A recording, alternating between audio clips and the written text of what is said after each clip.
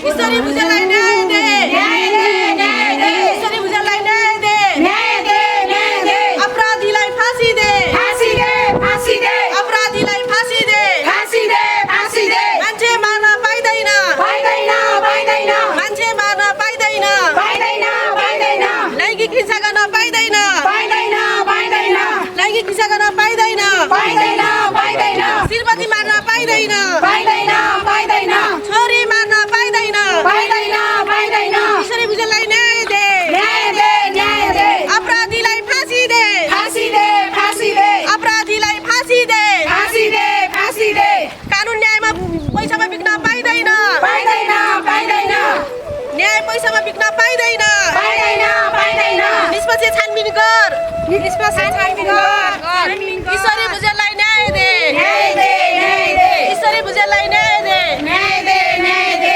निर्दोषी अवध बालकहरूलाई न्याय दे न्याय दे न्याय दे निर्दोष दुई बालकलाई न्याय दे न्याय दे न्याय दे अपराधीलाई फाँसी दे फाँसी दे फाँसी दे अपराधीलाई फाँसी दे फाँसी दे फाँसी दे किशोरी भुजेललाई न्याय दे न्याय दे न्याय दे किशोरी भुजेललाई न्याय दे न्याय दे न्याय दे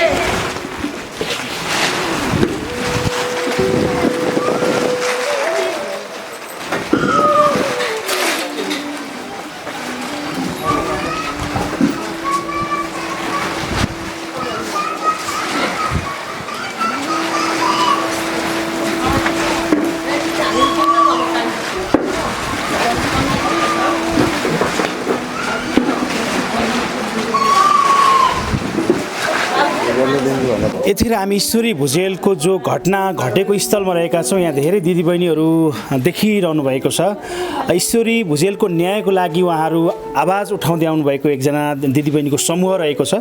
उहाँहरू जुन ठाउँमा घटना घट्यो घटनास्थलमै केही कुराहरू राख्नको लागि उहाँहरू आइपुग्नु भएको छ। अब यो भिडियो विस्तारमा म अगाडि बढाउँछु। सबैजनालाई नमस्कार। नमस्कार।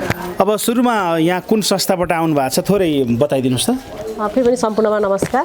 हामी चाहिँ मञ्जुश्री असहाय संरक्षण केन्द्रीय कार्यालय चाहिँ भरतपुर 11 चितवनमा छ भने विभिन्न जिल्लामा चाहिँ हामीले शाखा खोलेर महिला बालबालिका क्षेत्रमा काम गर्छौँ।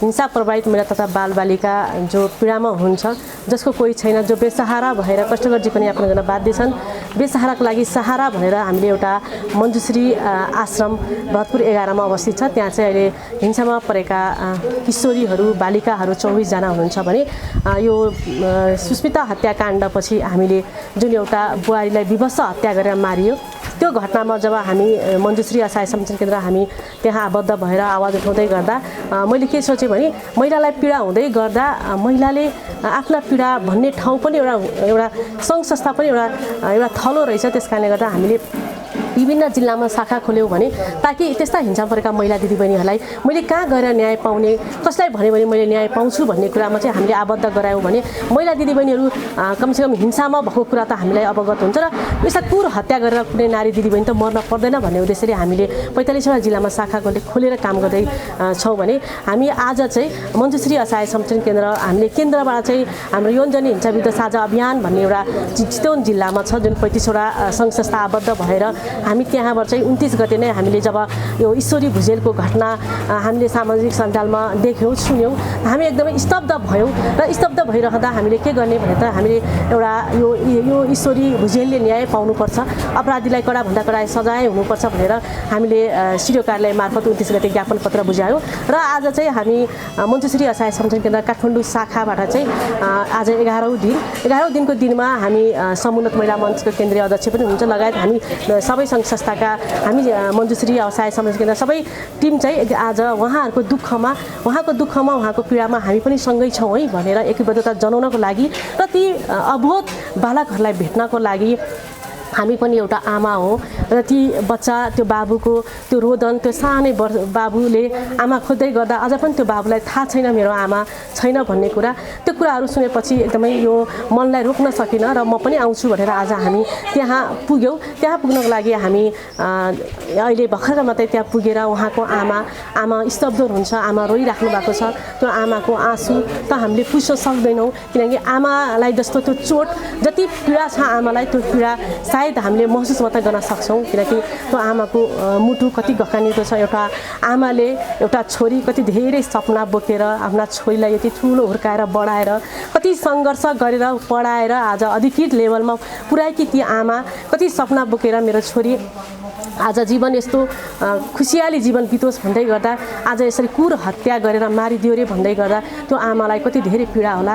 आज त्यो आमालाई एकछिन भेट्यौँ, त्यो आमाका पीडाहरू सुन्यौँ।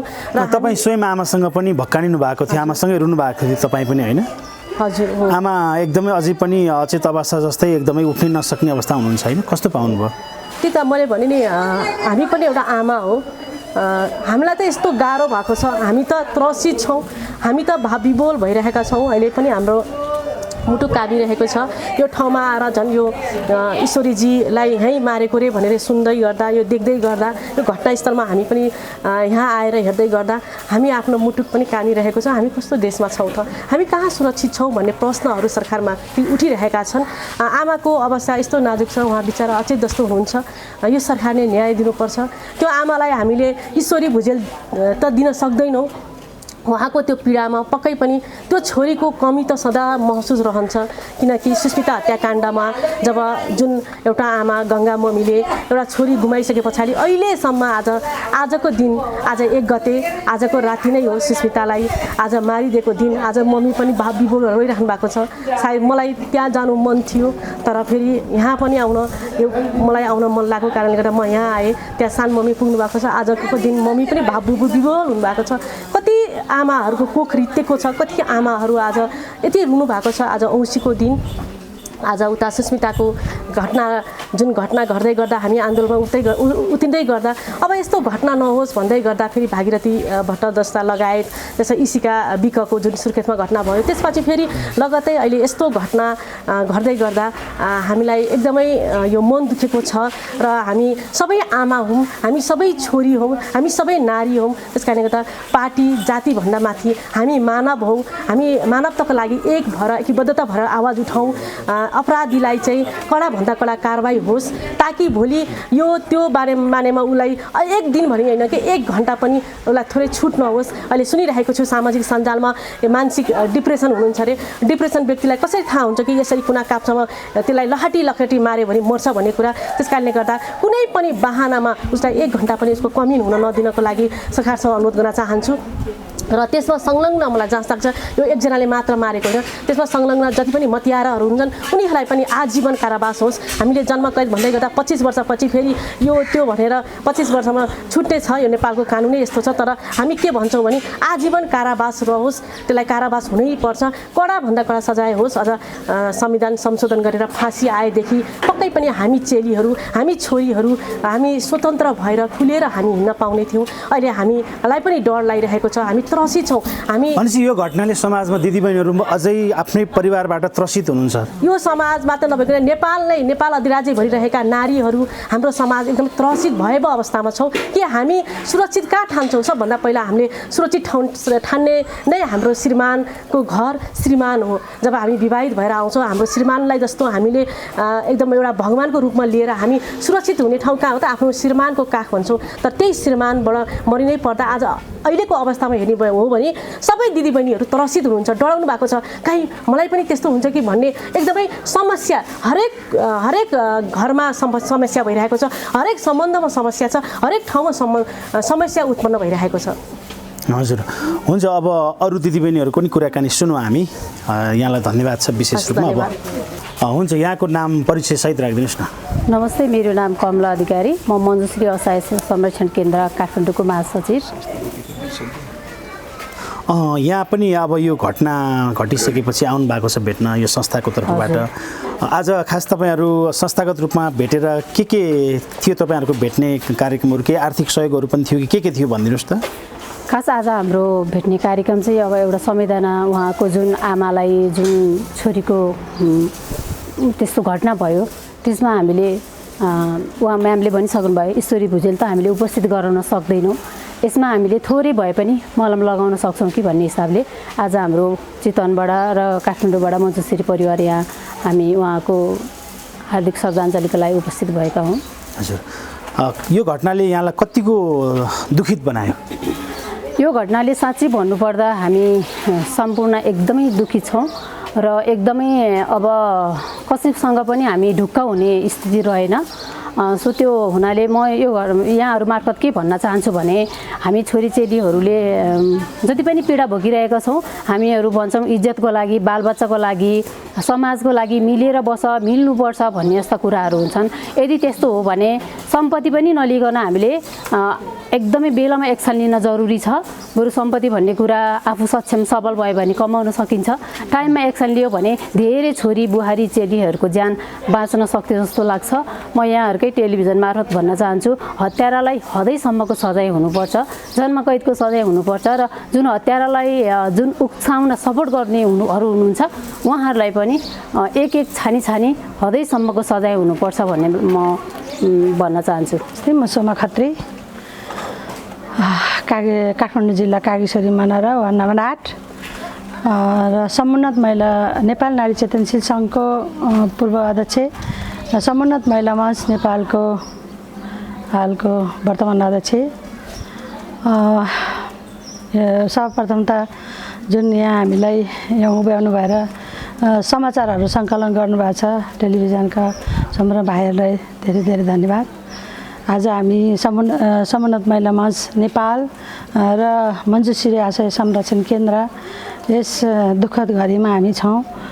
जुन ठाउँमा आमाले छोरी गुमाएको, देशले एउटा नारी गुमाएको र यस्तो छ अब बच्चाले आमा गुमाएको, दाजुभाइले बहिनी गुमाएको, दिदीबहिनीले बहिनी गुमाएको अवस्थामा हामी यसमा यो दुःखद घडीमा छौँ। हामी यति मात्रै भन्छौँ, धेरै कुरा के गर्ने, समयमा सबै कुरा घर झगडा सबैको हुनसक्ला। अहिलेको अवस्थामा कसैको मन नमिल्न सक्ला। समयमा नै यसको घर सल्लाह गरेर अथवा कसरी हुन्छ समयमा नै यस्तो कुराहरूलाई चाहिँ झगडालाई चाहिँ अन्तिममा पारेर यिनीहरूको आफ्नो आफ्नो ठाउँमा चाहिँ राख्ने व्यवस्था बनाउनु पर्छ। त कि होइन मेरो छोराको बाउ हो, मेरो बुढो हो, मेरो बुढी हो भनेर चाहिँ यसरी समाजले पनि राख्नु भएन, घर परिवारले राख्नु भएन, हामी पनि बस्नु हुँदैन भन्ने मेरो मान्यता हो। र किनभने आफ्नो आफ्नो तरिकाले बाँच्यो भने यस्तो मर्नुबाट चाहिँ घटना चाहिँ कम हुन्छ।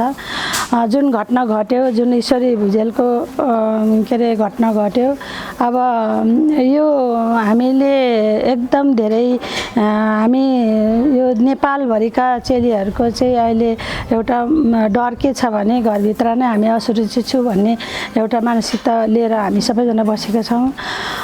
जुन अहिले जुन महिलाहरू चाहिँ जुन अहिलेको संसदहरू महिलाहरू चाहिँ जुन ठाउँमा हुनुहुन्छ उहाँहरूले सकेसम्म चाहिँ हाम्रो अनुरोध के छ भने सकेसम्म चाहिँ संविधान के अरे उल्टाएर होइन संशोधन गरेर उल्टाएर चाहिँ फाँसीको सजायलाई चाहिँ यिनीहरूले अगाडि बढाओस् र यो यही जुन ईश्वरी भुजेलको श्रीमान जुन नेपाली ब्र भन्नेकोबाट नै यो फाँसीको सजायलाई चाहिँ अगाडि ल्याओस्। हामी चाहिँ यसको अपेक्षा पनि गर्दछौँ। जुन अहिलेको नयाँ युवाहरू त्यहाँ हुनुहुन्छ उहाँहरूलाई हामी एकदमै अनुरोध गर्दछौँ र आजीवन कारावास होस्। यसलाई यो एकदमै अपराधी हो, यसले यो एउटा डरपोक पनि रहेछ भन्ने कुरा हामीले थाहा पायौँ। जुन घटनास्थल हेर्दाखेरि एउटा महिलालाई जसले पनि जसरी पनि मार्न सक्छ त्यसले मार्न सक्ने, त्यसको आँट थियो भनेदेखि धेरै मान्छेको भिडमा जानु सक्थ्यो होला। एक्लो महिलालाई मार्ने त्यो कायरता हो। त्यो अपराधीलाई सकेभर फाँसीको सजाय होस् भन्न चाहन्छु। धन्यवाद। ईश्वरी भुजेलको बारेमा चाहिँ हामीले बुझ्दै गर्दा अघि आमाले पनि भन्नुभयो 5 चोटि प्रहरी कार्यालयमा उजुरी दिँदा पनि उजुरीको सुनवाई भएन भन्दै गर्दा मलाई एकदम दुःख लागिरहेको छ।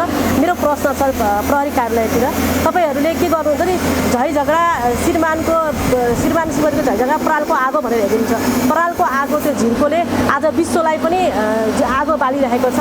आज हामी सबै नारीहरू त्रसित भएको अवस्था छ। त्यस कारण कारणले गर्दा म अनुरोध गर्न चाहन्छु न्यायालयलाई कि यो श्रीमान श्रीमानको झगडा यो सानो झगडा भनेर नहेरिदिनु होला। आज तपाईँहरूको पनि त्यहाँ मैले काहीँ गल्ती कमी कमजोरी देखेको छु। हाम्रो सानो गल्ती कमी कमजोरीले गर्दा आज ईश्वरी भुजेलको आज यत्रो विवश हत्या भएको छ, त्यसमा सम्बन्धित निकायको ध्यान जाओस्।